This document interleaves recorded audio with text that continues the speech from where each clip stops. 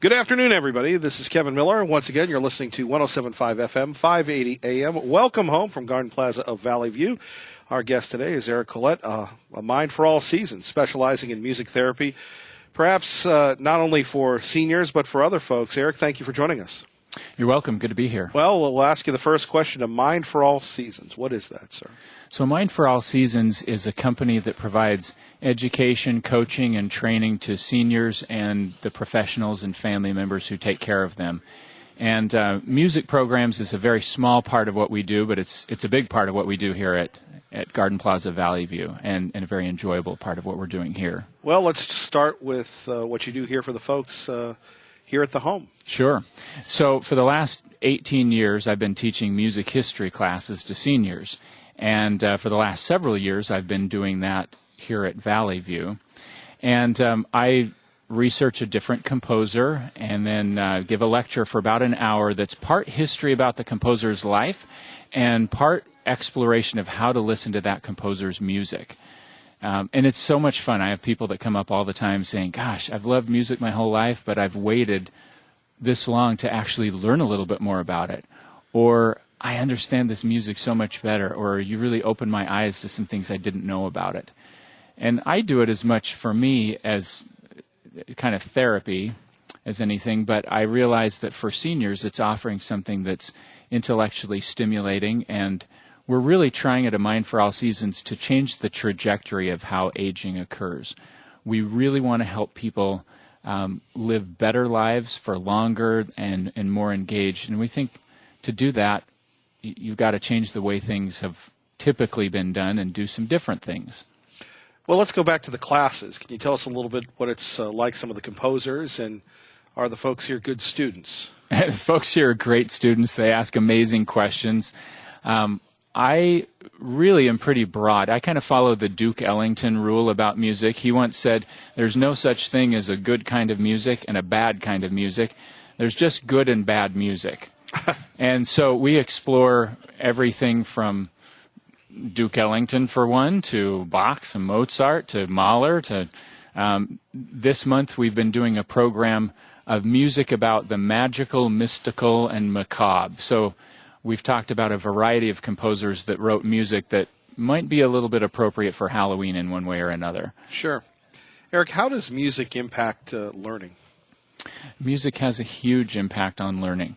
For example, when someone has Alzheimer's disease, a lot of times, and we don't know all the reasons why this happens, but a lot of times the left side of the brain deteriorates more rapidly than the right side. And the left side tends to deal with language. The right side tends to deal with rhythm and pitch level and musical kinds of things. So many people with Alzheimer's disease will get to where they can't understand words very well and they can't speak, but they could sing songs. And so music allows a vehicle to really reach people. Now, I also believe that music, because it kind of activates the whole brain, is extremely stimulating for people. And it allows those participating in music to make new connections. There's also a lot of research about the role of great music in fostering learning. You've probably heard over the years about various studies showing that people that were listening to Mozart while they were learning such and such learned it better and they retained better. And so I think there's a tremendous value to how we use music. No, I just can't go back to that point where people can't speak or understand, but they can sing. Are there any scientific things to back that up? It just more studies on the impact of music, how that works. It's amazing. I don't think I've ever heard of that before. It is amazing. It has to do with how the brain is deteriorating. And when someone has Alzheimer's disease, not all parts of the brain deteriorate the same way at the same rate. And music is something that the brain can still process deep into Alzheimer's disease. And so we can leverage that. Often, when working with people with dementia, I've been able to sing them through a shower or connect with them really in personal ways by using music to reach them. We could go on and on about music, but let's talk about aging and how our perception of aging is changing.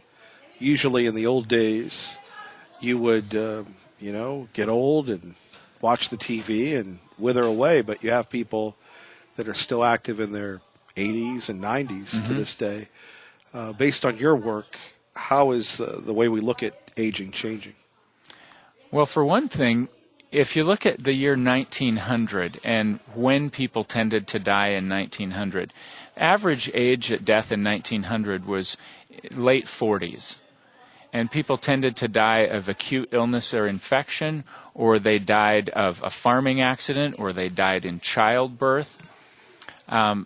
But nowadays, people are living a lot longer. We've developed things like antibiotics and medical interventions that are allowing people to live into their 80s and 90s and beyond.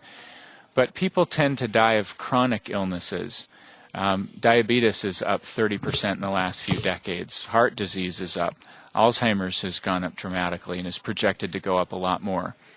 So I think there's been a real shift in that people are living longer, but now often they're living long lives with chronic illness. And at A Mind for All Seasons, we want to do everything we can to help people rewrite the end of their story, to have a better ending than to wind up with chronic illness, robbing them of, in some cases, identity at the end of their life. Well, and those that have dealt with dementia or Alzheimer's certainly understand that. You're listening to Welcome Home, Garden Plaza, Valley View. Kevin Miller with Eric Colette, A Mind for All Seasons. We hope you're having a great Saturday here on 107.5 FM, 580 AM. Back to this idea of Alzheimer's, more people are getting it. Do you think more people are getting it, or we just didn't know what it was 30, 40 years ago? Well, I do think we're a little bit better at diagnosing things, and we're a little bit better at keeping people alive long enough that they tend to develop symptoms. But there's a very good reason why there's been such a rise in chronic illness, and all of those, I believe, are interrelated. We now know a lot more about Alzheimer's disease than we used to know, and we know many of the things that are driving it. For example, Alzheimer's is nicknamed diabetes type 3, or diabetes of the brain, and insulin resistance plays a major role. Well, it's no surprise that the way that people have been eating in the last few decades, the standard American diet that's full of sugar and grains and starches that are converted to sugar, is driving a lot of problems that we have. It's no surprise that nutrient deficiencies that have long been known to impact brain health are now wreaking havoc. We know that exposures to different kinds of toxins can cause problems. For example, Chris Christopherson, a great musician, was diagnosed with Alzheimer's disease a while ago.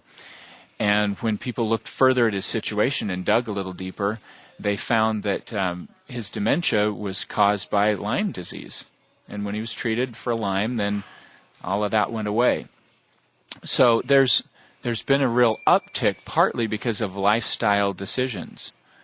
And we could really talk all day about some of the different drivers and the treatments that are available to deal with that. But it all amounts to understanding root causes and trying to get to the root cause instead of just managing symptoms. Well, when you talk, though, Eric, about dealing with dementia or Alzheimer's, that's everybody's biggest fear. Mm-hmm. We've all been touched by it, unfortunately, whether it's a family member or a friend. Let's talk a little bit about A Mind for All Seasons, how you prepare people for that.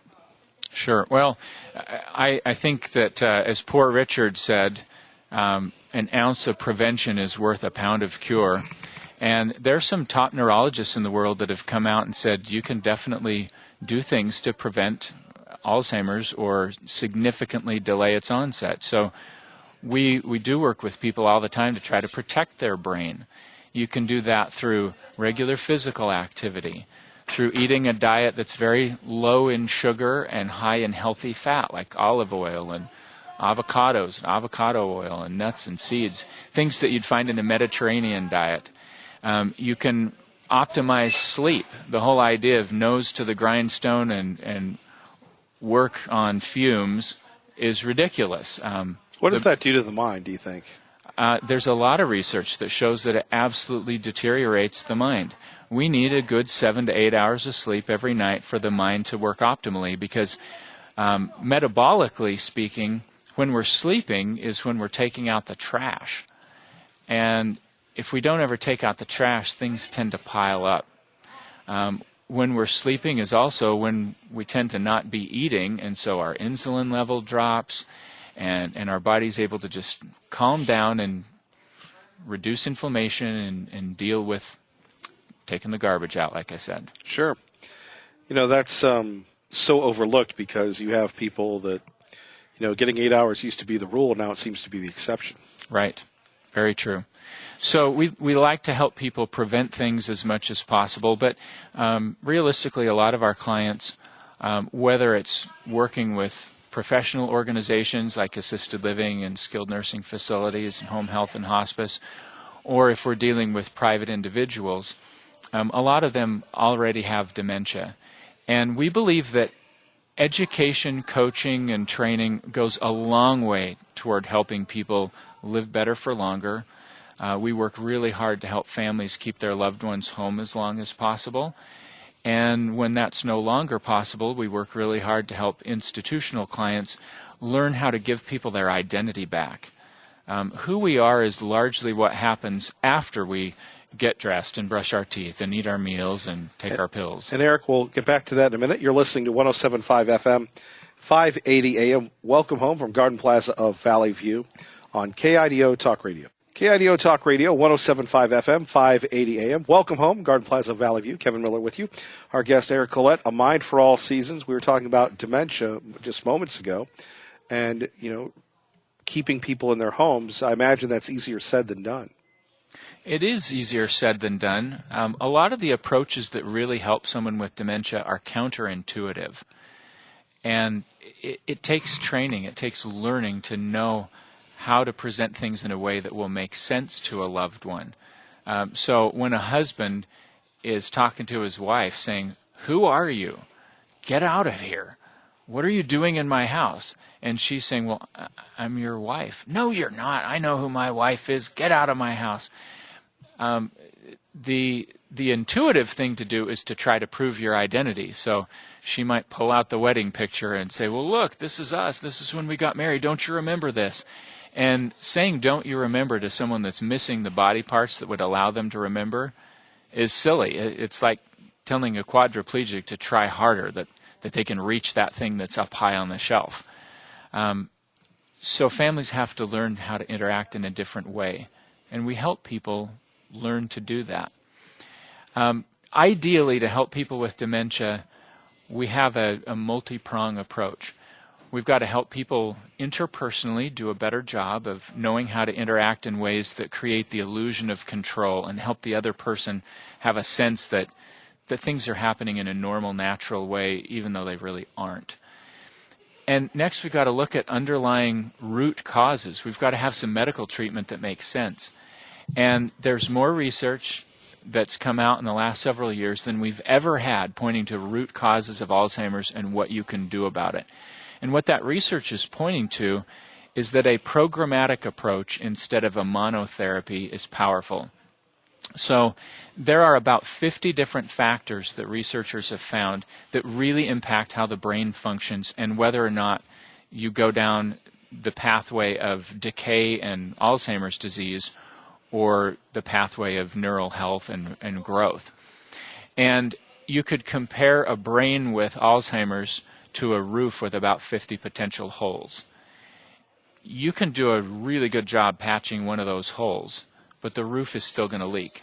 So you might be able to make a drug like Aricept, for example, that will slow down the rate of cognitive decline for some people.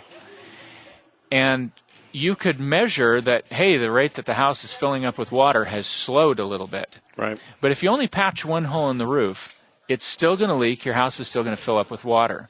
And what the current research is showing is that a programmatic approach where you do a broad panel of labs and you measure where all those holes are and you figure out, oh, you've got some serious inflammation going on, you've got nutrient deficiencies. You're deficient in vitamin B12, B9, B6, B1. You're deficient in your vitamin D, vitamin E, magnesium.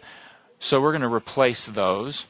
And maybe we measure hormones and figure out you're deficient in pregnenolone and DHEA, some neurological hormones. You're deficient in sex hormones. Maybe we're going to thoughtfully look at replacing some of those for you if it's appropriate. When we start measuring where these holes are in the roof, and we start developing a personalized plan to say, here are the drivers in your cognitive decline. Here's what you can do to start making a difference. Right. And we take an approach that pushes a lot of levers instead of just trying to figure out the magic bullet. We get a lot further. And at A Mind for All Seasons, that's one of the major things we help people do. Eric, let's go back to vitamins. Sure. All the time you have people, once every 3 or 4 years, studies out vitamins are wasteful. They don't do anything for you. Your thoughts? Well, I disagree. There's actually a lot of research on it. For example, I read a study just last week that found that people who were vitamin D deficient, who were moderately vitamin D deficient, had about a 52% higher chance of developing Alzheimer's disease. Severe vitamin D deficiency was more 125% higher risk of Alzheimer's disease. A lot of people are vitamin D deficient because we work indoors, we wear clothes. Vitamin D not only comes from our food, but it's produced in the skin when we have sunlight hit it. Yes, a lot of times the sun isn't friendly to some of us. True. So we're not as blessed with as much pigment as other people, but that's and that's an issue where a lot of us are vitamin D deficient. Let's go back to the psychological challenge of dealing with a loved one with dementia. Right. Having someone with dementia is one of the most devastating things that a family can go through. It completely changes patterns of interaction, and it robs the person with dementia of identity, and it really robs the family member of their default modes of communicating with them. So it's painful, not to mention the fact that it is so stressful to be trying to meet someone's needs who has round-the-clock needs that just increase over time if we're not doing other things to try to help slow that down. And so helping someone with the psychological impact is as important as anything that we do. I read a study years ago that said about 80% of spousal caregivers develop some kind of physical or psychosocial problem related to the stress of caregiving. And stress itself is a killer. When your stress is up, your cortisol level is peaked. Right. And increased cortisol prompts deterioration in the hippocampus, which is like our memory control tower.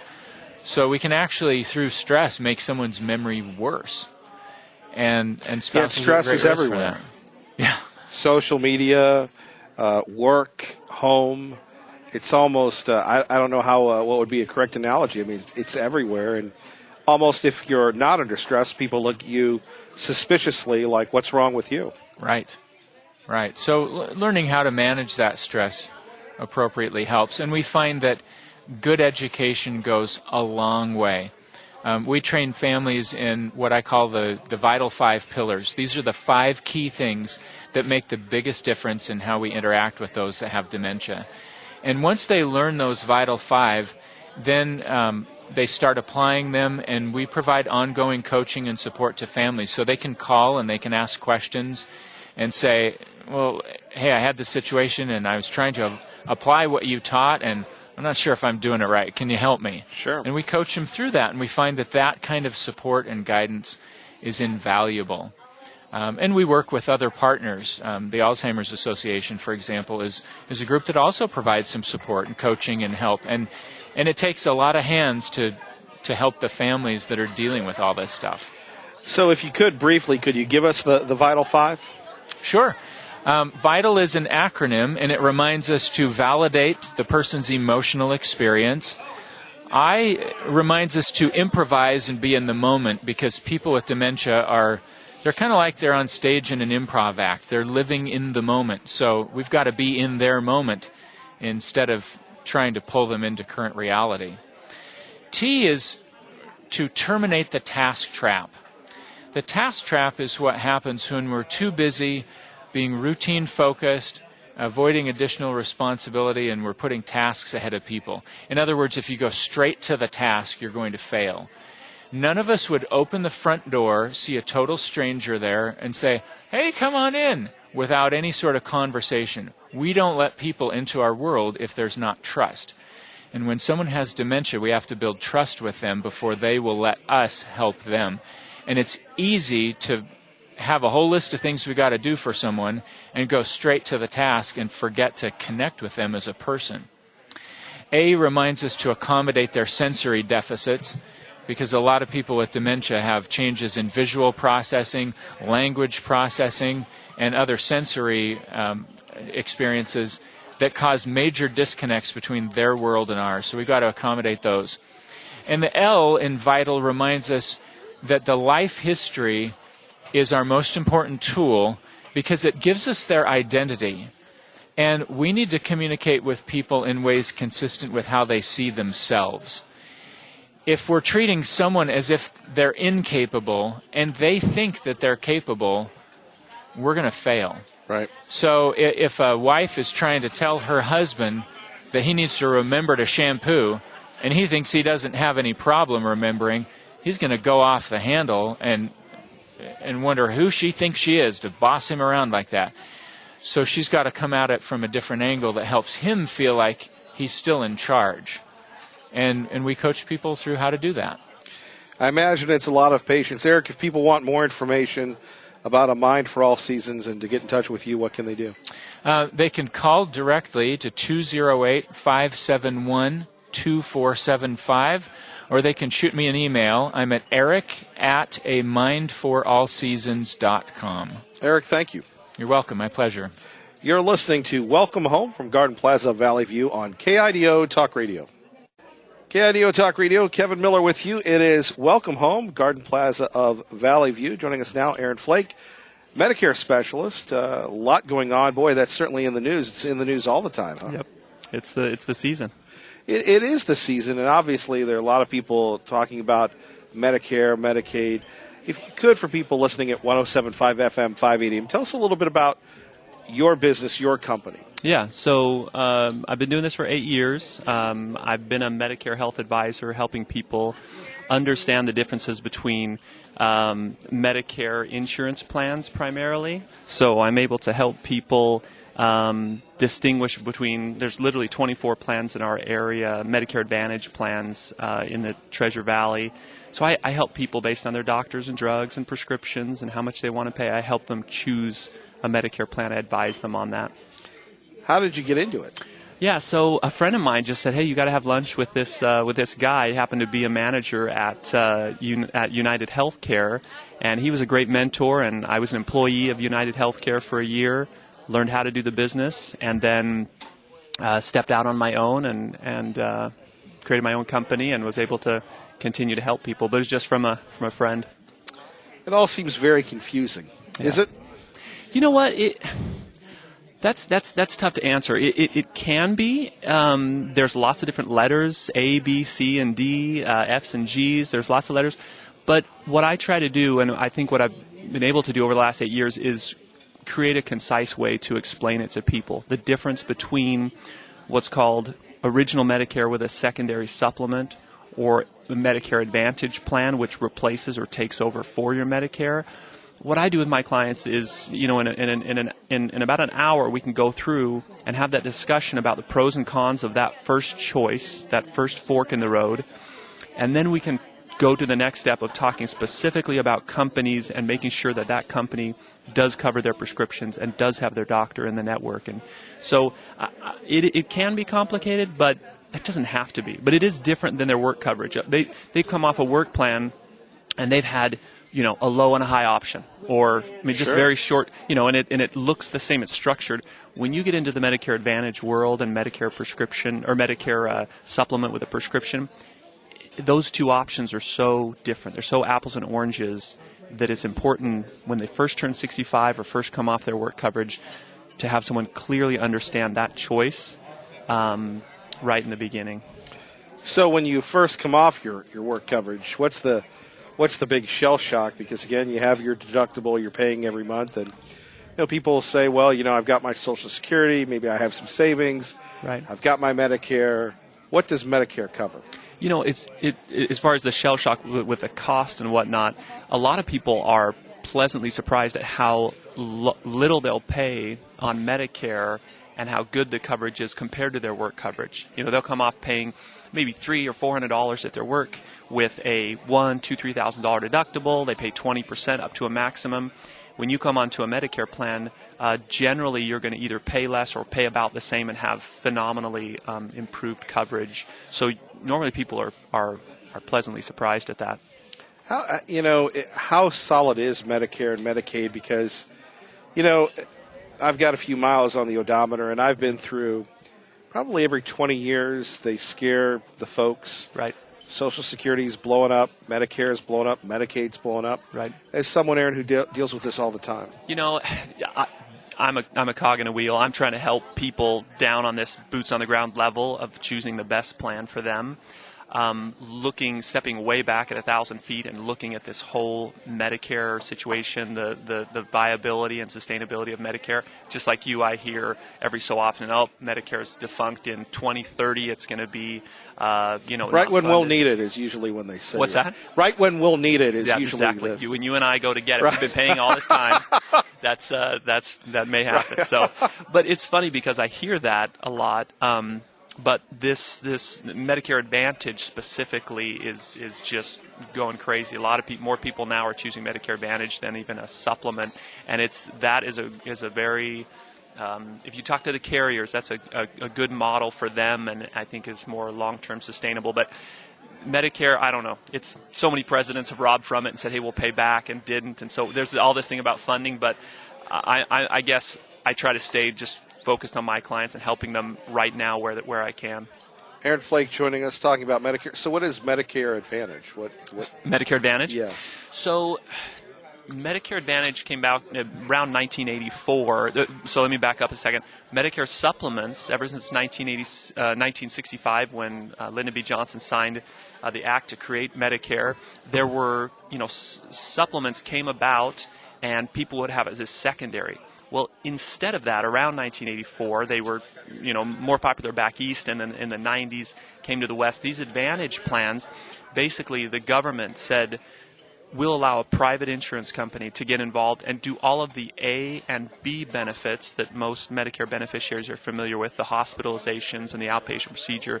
We'll allow a private insurance company to do that and include, in many cases, most cases, the Part D drug plan. So we'll allow a private company to do all of those things, and the government will help pay for that. Basically what comes out of someone's Social Security check ends up not staying with the government. It ends up in the hands of the private insurance company, and for that, the private insurance company is doing all those benefits. Think of it like Boeing making planes for the government.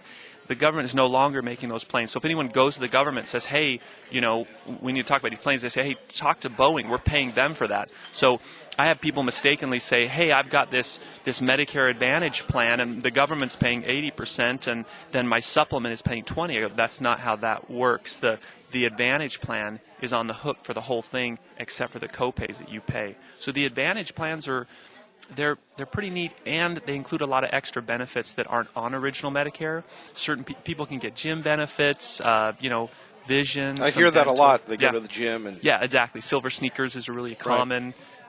So Medicare Advantage is a neat program. Is this a calling for you? I think so. You know why?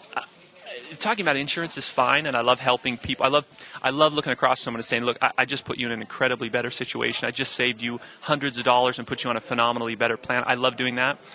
But more than that, I really just love my clients. I tell my wife I could write a book called all the, thousands of things I've learned from the thousands of conversations about health and life and wealth.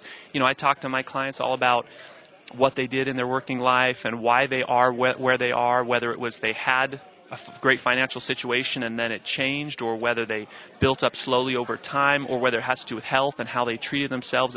I just love learning from, you think about this generation, they have phenomenal stories. Sometimes I'll spend 45 minutes talking about, their trucks and all the things they did in their life, their interests, and then we end up figuring out the insurance in 15 or 20 minutes. But it's just, I think the people are so interesting. Well, the greatest generation, they save the world, and then you've got the boomers coming up right after them. Has that dynamic changed the model for Medicare? We've got the second largest age cohort, the boomers. Of course, the millennials, the largest we've ever had in this country. But that's a lot of people that can strain, whether it's Medicare Advantage, whether it's a government program, whether we see hospitals and holistic centers, Aaron, moving and building all the time. That seems to be the growing industry. So someone who's boots on the ground, are the boomers stressing the system too much, or? Difficult to answer. I heard on the news the other day that they were talking about the national debt and what contributes to it. And they were saying, the military is only like 30%, whereas the entitlement programs like Medicare and Medicaid are a huge, huge portion of that. And it does put a strain on the entire system.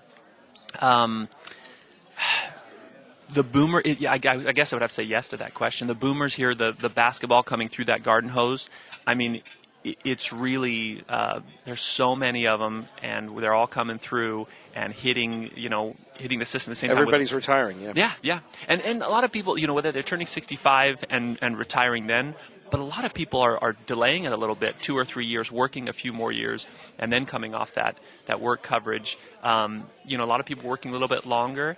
And I guess I would have to say yes, it is putting a strain, I would think. Is there any benefit to holding off on retiring?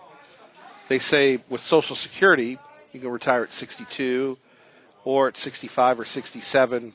I think the final thing is 70 or what have you. Mm-hmm. But is there any benefit to staying on?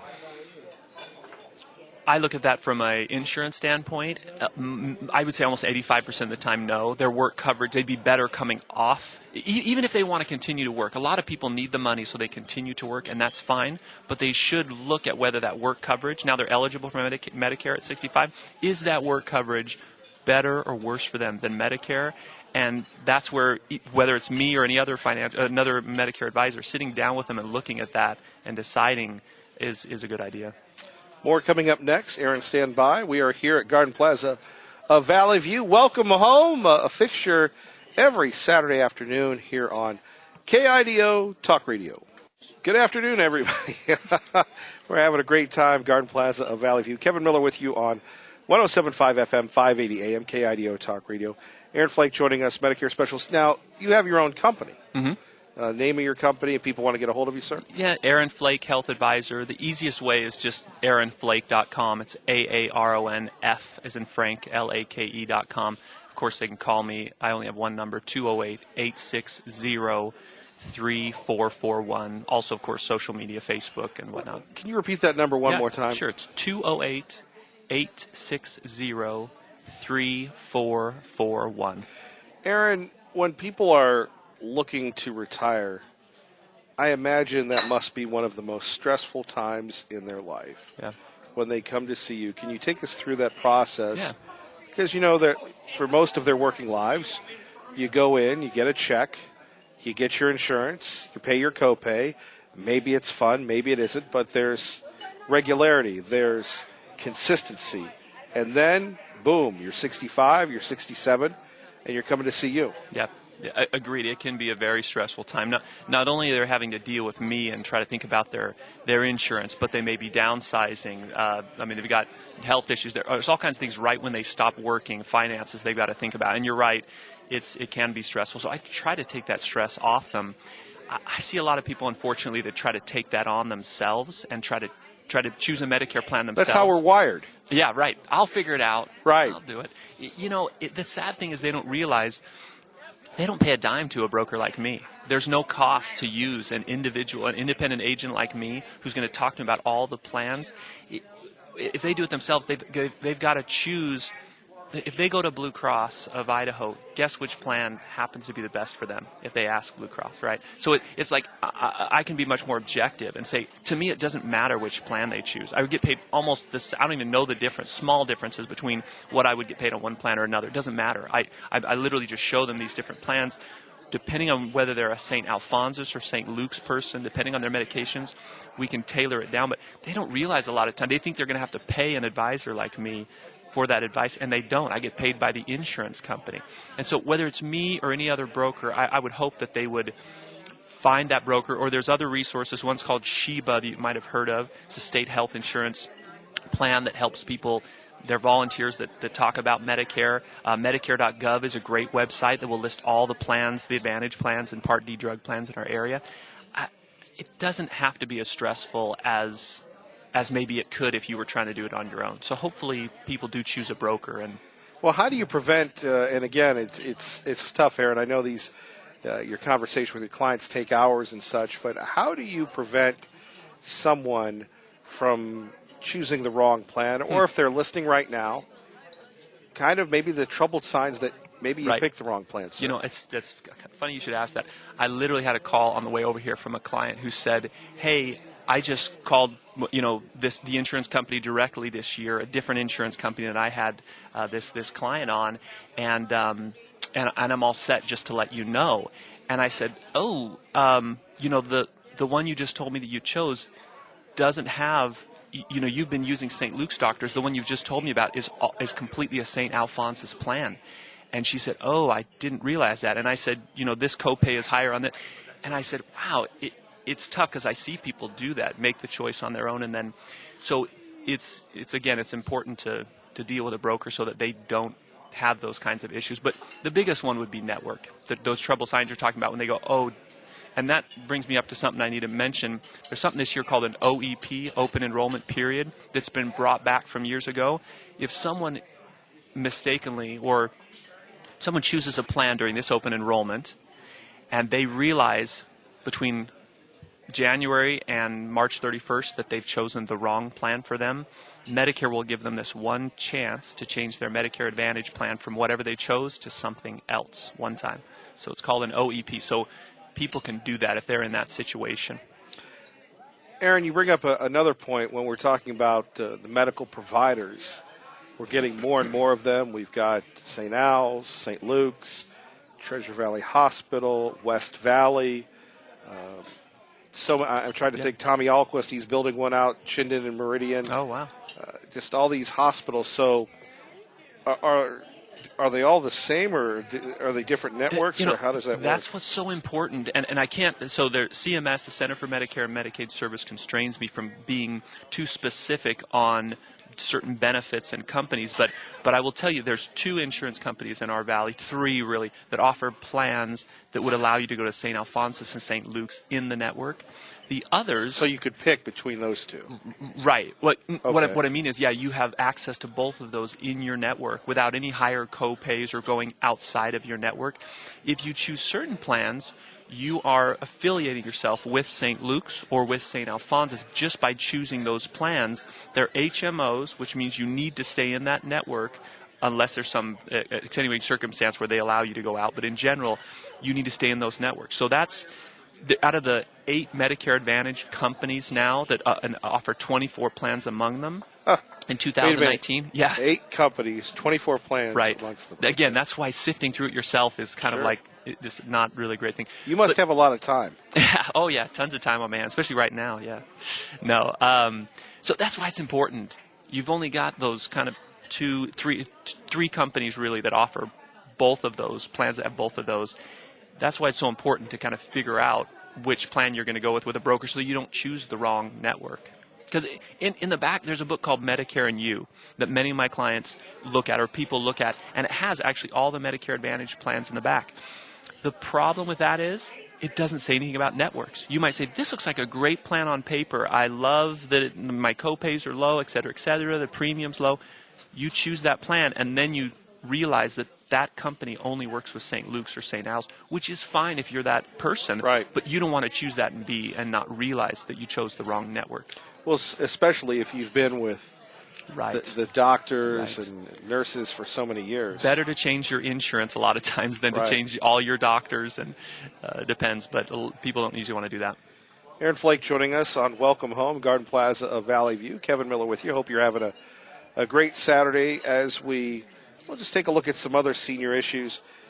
Do you work with family members for people? Is that different from working with a primary person? Yes, family quite member? often. It's interesting. I think the studies, I'm sure, would bear this out, that it's usually the oldest daughter that ends up helping, especially quite elderly clients of mine. But I encourage any adult children or family members to come in with that person and help look over their shoulder and agree with the decision that's being made. Sometimes at that point in life, hopefully we're still making good choices and able to, but what's wrong with having a Well, we family learned member? about how to make good choices the first segment of the program. That's there. right. Hopefully we can apply that. Right. With So yeah, Eric, working with family members is a great way. I have people come in a lot to my office and work with those adult children. And what goes on in your mind, and you touched on it earlier, when you see these folks that have, worked so much, have children, grandchildren, homes, and, now they're moving into the latter parts of their life. It's always a pleasure here, and I wish we had our video stream up so people could see just the wonderful activity going on here at Garden Plaza of Valley View, and they're just, all I can think of is just character when I see them. Right. It's interesting because as I look at these elderly people, there's a lot of individuals who look at someone who's older and think their life has been kind of used up. They're in the part of their life where they're not the most useful to society, right? That they have a diminished capacity in so many ways, physically, mentally, and they look at them in a certain way. And I just look at them as like they're almost. It's like a history book just waiting to be opened. They have so many great stories. They've lived through so many things that you and I haven't done yet. And the advice, and again, I should write this book and I'd make a lot of money because the book would be purchased because it's so interesting about why they did the things they did and how it turned out. You're seeing the end result of a whole life of choices. That is fascinating to me to see that end result and learn from what path they took. I love it. I think it's really interesting. One more time, if people want to get a hold of you. Aaron? Sure. Best way is the website, aaronflake.com, www.aaronf as in Frank, LAKE.com. There's a place there to ask for an appointment, whatnot. But my phone number, 208-860-3441. I also have, this time of year, 3 offices, one in downtown Boise, one in downtown Nampa, and one in Meridian that I keep all year right off the Meridian exit. So, yeah. Thank you, Aaron. Yeah, thanks for having me. Pleasure. You're listening to Kevin Miller on KIDO Talk Radio.